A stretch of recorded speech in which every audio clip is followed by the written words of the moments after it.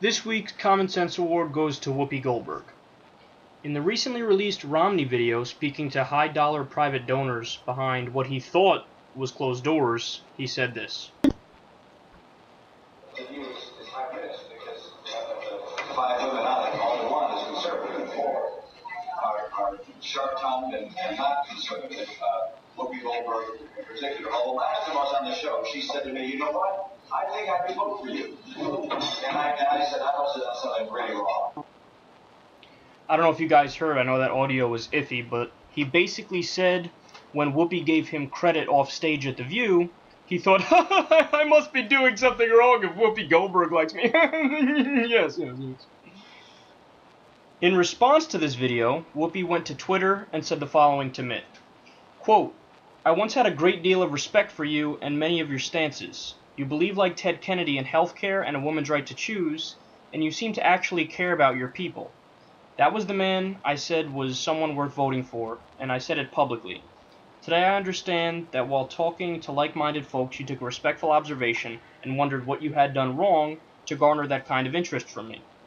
Well, Mr. Romney, the man I was talking about turned into a man who flushed his ideals down the drain, only to emerge a confused candidate, confused about what he really stands for and who he stands for, and adopted a group who stands on the steps of Congress and spits on lawmakers without care for whom it's affecting, names a health care system Obamacare, care that you yourself adopted from Massachusetts, and then pretended it was Obama's idea.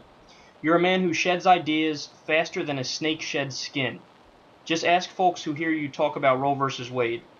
Yes, once I thought there was the possibility of a moderate Republican who could make the race with Obama at least interesting, but that was a month ago before your desperation to be president made you forget your ideals. I thought you were more like your dad, and then you opened your mouth, and I realized you were nothing like him. Mitt Romney did what no other governor did. He made sure everyone in his state had the right to health care when there was no Obamacare at the time."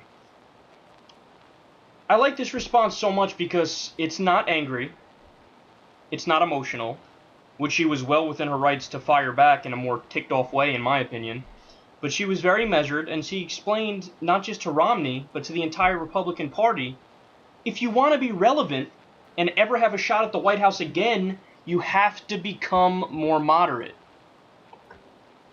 And that's the most obvious thing in the world to anyone paying attention at this point. I mean, look at the people who led the Republican primary at one point or another.